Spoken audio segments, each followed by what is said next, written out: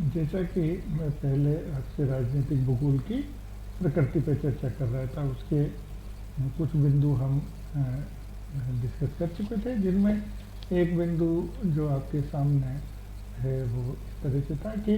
भौगोलिक व मानवीय घटनाओं और उनकी प्रकृति का प्रकृति अनुसार उनका अध्ययन हमको करना पड़ेगा। इसी के अंतर्गत ये विषय जो छूटे हैं वो इस तरह से हैं कि प्राकृतिक जो क्षेत्र होते हैं, मैं जैसा आपको पहले बता रहा था कि उनकी अपनी सीमा रेखा नहीं होती है, उनका अपना एक मंडल जैसा होता है, एक भौगोलिक क्षेत्र होता है। जैसे हम कह सकते हैं कि थार का मरुस्थल, तो थार के मरुस्थल को आप जैसे जैसलमेर जिले को सीमांकित कर सकते हैं, वैसे इसको सीमांकित नहीं कर सकते, या राजस्थान क्षेत्र को आप सीमांकित कर सकते हैं, वैसे जैसलमेर को आप सीमांकित, थार के मरुस्थल को आप सीमांकित नहीं कर सकते। तो वही विषय यहाँ भी है कि किस तरह से हमको इस बात को, भौगोलिक क्षेत्र की बात को समझना है। तो उसको समझने के अंतर्गत यही बात समझनी पड़ेगी कि कभी भी भौगोलिक क्षेत्र एक सीमाबद्ध नहीं क्षेत्र नहीं है, वो अपने आप में एक मंडल है। तो जैसे थार का मरुस्थल है वो आपका भारत में भी है, पाकिस्तान में भी है, जिलों की दृष्टि से देखें तो जैसलमेर में भी है, बीकानेर में भी है। ऐसा करके ये एक भौगोलिक क्षेत्र है जिसको मंडल में, और जबकि राजनीतिक क्षेत्र की सीमाएं सुनिश्चित है, जो हमारे विषय का प्रमुख विषय क्षेत्र है। मैं पहले भी उस पर बातचीत कर सकता हूँ। प्राकृतिक प्रदेश की सीमाएं परिवर्तित होती हैं, वह अस्थानांतरित होती हैं, और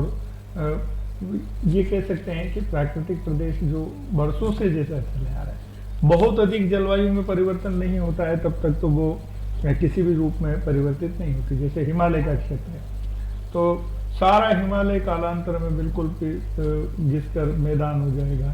तब उसका स्वरूप बदलता है, तो वो करोड़ों साल तो लगभग अपरिवर्तित सी है और अस्थानांतरित, आप हिमालय को उठा के नहीं ले जा सकते। वैसे ही जैसे आपका क्या कहते हैं इसमें मरुस्थल है, जैसे क्षेत्र है, तो आप उस मरुस्थलीय क्षेत्र को आप कहीं भी उस रूप में नहीं रख सकते हैं, ले जा सकते हैं कि भाई यहाँ से उठा के उसको वहाँ ले गए और फिर वापस से जैसे उसको वहाँ ले जाकर अपन ने उस तरह से शुरुआत की, तो ऐसा कभी भी संभव नहीं होता है। तो उसके लिए सीधी सी यही बात है कि राजनीतिक सीमाएं और भौगोलिक सीमाओं में ये जो अंतर है उसको हमको समझना पड़ेगा। दूसरा, स्थानांतरित जैसे विषय पर अभी जैसे अपन चर्चा कर रहे थे, तो स्थानांतरित मैं बता चुका हूँ कि कोई भी भौगोलिक क्षेत्र, जैसे गंगा का मैदान, गंगा है इसलिए उसका मैदान। अब गंगा के मैदान को आप ये कहें कि नहीं साहब हमारे यहाँ रोज अकाल पड़ता है, हम तो इसको ले जा रहे हैं। जैसे राज्यों की सीमाओं में परिवर्तन होता है कि ताकतवर देश था तो अपनी आवश्यकताएं यहाँ नहीं पूरी हो रही, तो उस क्षेत्र को अपने अंदर मिलाकर अपनी सीमाओं को कम ज़्यादा वो कर सकता था। ऐसा किसी भी रूप में, किसी भी स्थिति में भौगोलिक क्षेत्रों के लिए नहीं कर सकते, लेकिन राजनीतिक क्षेत्रों में ये संभव है, सीमाएं परिवर्तित होती हैं। ये हमने कई बार देखा है। मैं बार बार वही उदाहरण जैसे आपको देता हूँ, मैं ब्रिटेन का, तो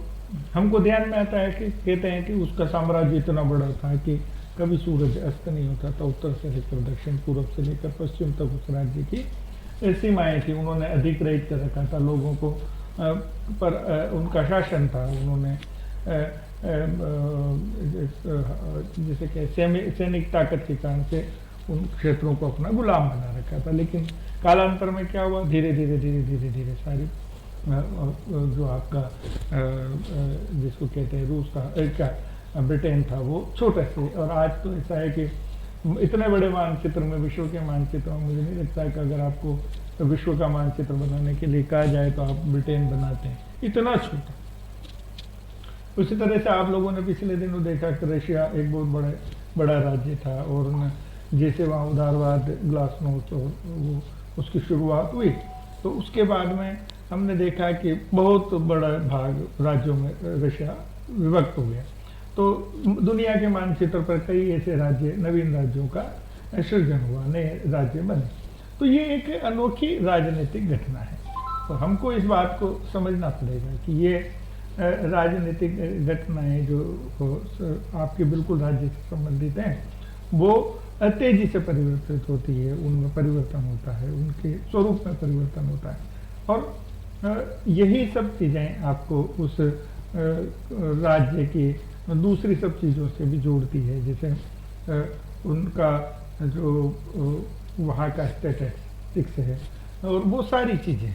जो वहाँ की जनसंख्या विकसित, जैसे किसी राज्य को आप विकसित राज्य कहते हैं तो उसके लिए क्या क्या हो सकता है, उसकी जनसंख्या कैसी, उसके उत्पादन कैसा, उपभोग कैसा, विनिमय कैसा, वितरण कैसा, क्रियाकलाप आर्थिक जो सबसे ज़्यादा महत्वपूर्ण है, और उन्हीं से आप किसी भी राज्य का के विकास का आकलन करते हैं। ये राजनीतिक भूगोल का अपना एक अध्ययन की पद्धति है, राजनीतिक भूगोल की अपनी प्रवृत्ति है, प्रकृति है। तो राज्य के वो जिसको कहेंगे हम कि उसके विकास को भी अगर हमको देखना है तो ये सारी चीज़ें भी उसके अंतर्गत आती है। विकास एक मानदंड हैं और उन मानदंडों के आधार पर हम उस देश की, जिसको कहते हैं, तो तुलना कर सकते हैं एक राज्य से दूसरे राज्य की। वो राज्य कितना सक्षम है, उसका विकास की संभावनाएं क्या है, कहाँ पर तक पहुँच गए। क्योंकि हमने इस दृष्टि से भी देखा है कि कई राष्ट्र जो विकसित राष्ट्र थे,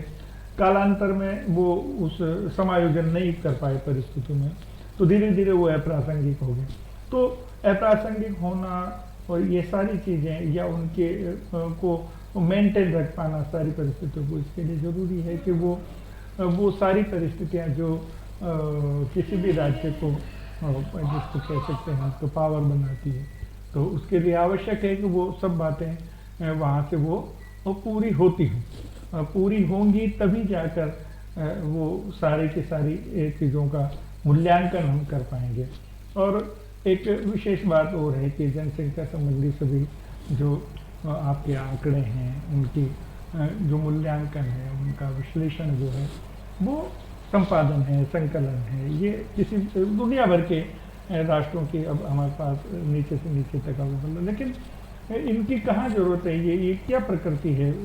इस विषय की, तो उसको समझने के लिए हमको ध्यान में रखना पड़ेगा कि ये वही सब विषय हैं जिनके कारण से किसी भी राज्य की प्रगति या, क्योंकि वो प्रगति ही राजनीतिक ताकत या उसको सुदृढ़ता प्रदान करती। तो वो सारी चीज़ें भी हमारे अध्ययन का विषय राजनीतिक भूगोल की प्रकृति के अंतर्गत आता है। तो ये एक नवीन विषय, नवीन विचार आपके सामने इस रूप में रखा गया। अगला विषय है कि राज्यों का भौगोलिक पृष्ठभूमि के संदर्भ में अध्ययन होना चाहिए, ऐसा राजनीतिक भूगोलवेत्ताओं का मानना है या राजनीतिक भूगोल का मानना है। सभी संगठित क्षेत्र जो राजनीतिक दृष्टि से जिनको आप राज्य कहते हैं, तो उनका भौगोलिक पृष्ठभूमि में अध्ययन, क्योंकि आज जैसे आप किसी भी राष्ट्र की चर्चा करते हैं, जैसे अमेरिका की चर्चा करेंगे, जापान की चर्चा करेंगे, तो उसका जो भौगोलिक पृष्ठभूमि है उसको जब आप राजनीतिक दृष्टिकोण से देखेंगे तब जाकर आपको उस क्षेत्र के विकास की, या जैसे अमेरिका है तो अमेरिका की बात जब अपन करते तो भौगोलिक दृष्टि से कई विलक्षणताएं उस देश के पास हैं और उन विलक्षणताओं का अपने हित में उसने उपयोग कर आज दुनिया की पावर के रूप में है। मतलब दुनिया का ऐसा कोई भी क्षेत्र नहीं है भौगोलिक दृष्टि से जिसको उसने विदोहित करके या अपना क्षेत्र में विदोहन करके अपने आप को नंबर 1 बनाया है। चाहे खेती ले लीजिए, आर्थिक स्थिति ले लीजिए, सामरिक स्थिति उस देश की अपने आप में एक ऐसी महाद्वीपीय स्थिति है, हमला जैसा सुरक्षा और हमले को लेकर वो बहुत निश्चिंत है। तो ऐसे कई विषय हो सकते हैं। बहुत बड़ा समुद्र उसको घेरता है, उन समुद्रों के माध्यम से वो अपना व्यापार करता है और साथ ही साथ वहाँ का जो जनमानस है उसकी मानसिकता भी अपने देश को पावर, ये बहुत बड़ा विषय है। जैसे जापान बहुत छोटा राष्ट्र है लेकिन राष्ट्रीयता इतनी कूट कर भरी है कि उस देश को पावर बनने में वो बहुत बड़ा रोल प्ले करती है। तो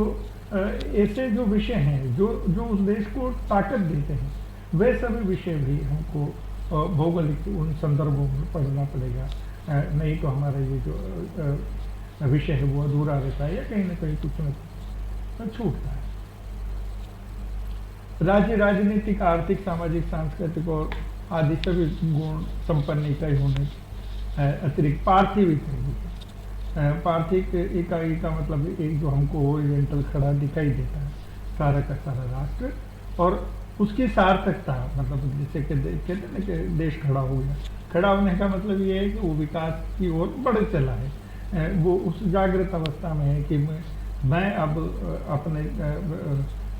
विकास के लिए कुछ कर रहा हूँ, पुरुषार्थ कर रहा हूँ। वो देश के संदर्भ में देखेंगे तो जनता के, वहाँ के लोगों के संदर्भ में हम उसको समझ सकते हैं इस बात को।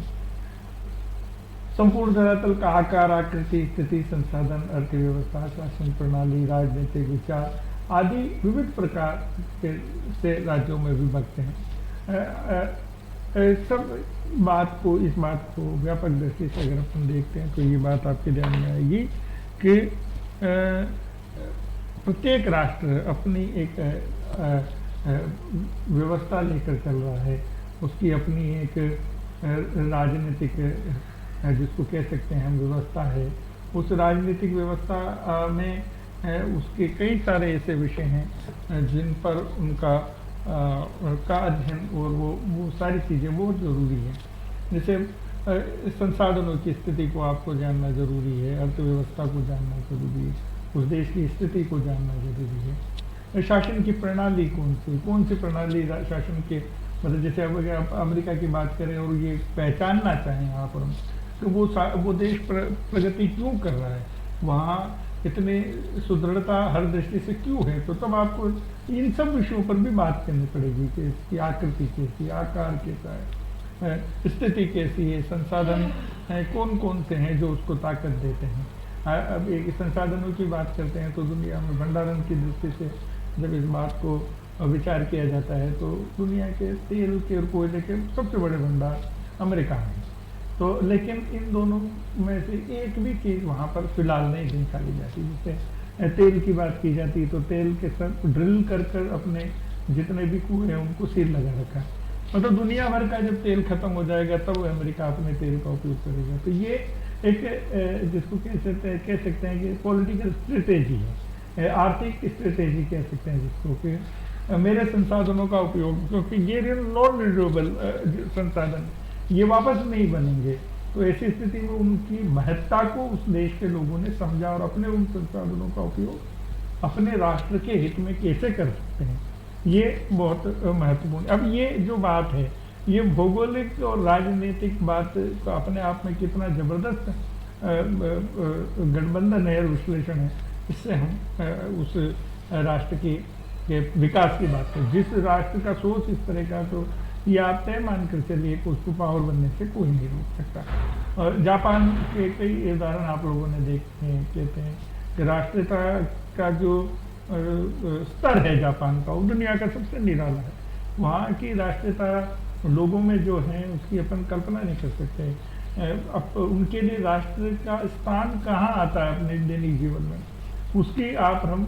दुनिया का कोई भी राष्ट्र, तो इसलिए देखिए कि बहुत छोटा सा भौगोलिक क्षेत्र है और जो भी दिन में 72 से ज़्यादा बार जहाँ पर भूकंप आते हैं, 4 किलोमीटर 5 किलोमीटर का क्षेत्र भी जहाँ पर मैदान के रूप में नहीं है, उस देश का पावर बन जाना और वो भी आर्थिक दृष्टि से पावर बन जाना, तो ये एक विस्मयकारी चीज़ है। और इसको इस रूप में समझ सकते हैं हम कि जापान ने अपने उस भौगोलिक परिस्थिति को भी अपना हथियार बनाकर कैसे अपने देश को आगे बढ़ाना, वहाँ बड़े उद्योग नहीं लग सकते तो उन्होंने छोटे उद्योग लगाए हैं, एक मल्टी स्टोरी बिल्डिंग्स में उद्योग लगाए हैं, छोटी छोटी चीज़ों में, इलेक्ट्रॉनिक्स की चीज़ों में अपनी महारत हासिल की और महत्ता यहाँ तक पहुँचा दी उन्होंने कि दुनिया में वो एक नंबर पर पहुँच गए। जैसे घड़ी है, टेलीविजन, इलेक्ट्रॉनिक्स, बहुत बड़ा जैसे सेटअप नहीं चाहिए, जगह नहीं चाहिए, अपने भूगोल को समझते उन्होंने उस तरह की प्रगति। तो ये भूगोल और राजनीति का एक अपना सामंजस्य है जिसको समझना हमको पड़ेगा। तो ऐसे कई विषय अपन यहाँ पर पूरे करते हैं, जैसे राज्य। और फिर भी एक जो और विषय है कि सभी राज्यों की संप्रभुता की हित की चिंता कोई भी मतलब हमको समझनी पड़ेगी, क्योंकि अब वो परिस्थिति नहीं है कि आप किसी भी राष्ट्र पर हमला कर सकते हैं, उसकी संप्रभुता को नुकसान पहुंचा सकते हैं। जनसंख्या की प्रवृत्ति को भी आपको समझना पड़ेगा, क्योंकि जनसंख्या की मनोवृत्ति, जैसा मैंने अभी आपको कहा जापान और अमेरिका के बारे में, जैसे मैंने बताया जर्मनी के बारे में, तो वो राष्ट्र के जो लोग हैं अपने आप में इतने इन सब बातों को लेकर एग्रेसिव हैं कि हम राष्ट्र कैसे किस दृष्टि से नंबर 1 हो। तो ये सारी चीज़ें कुल मिलाकर जैसे किसी भी राष्ट्र को कैसे ताकत बनाती हैं, वो सभी चीज़ें, वो भौगोलिक पृष्ठभूमि, वो राजनीतिक पृष्ठभूमि आपको निश्चित रूप से ध्यान में रखकर इसका अध्ययन करना पड़ेगा। ये राजनीतिक भूगोल की प्रकृति है। ये राजनीतिक भूगोल आपको सिखाता है कि आपको इस तरह से राज्य का अध्ययन करना चाहिए। एक विषय यहाँ पर पूरा होता है, आगे के विषय में हम बाद में बात करेंगे, नेक्स्ट लेक्चर में बात करेंगे। धन्यवाद।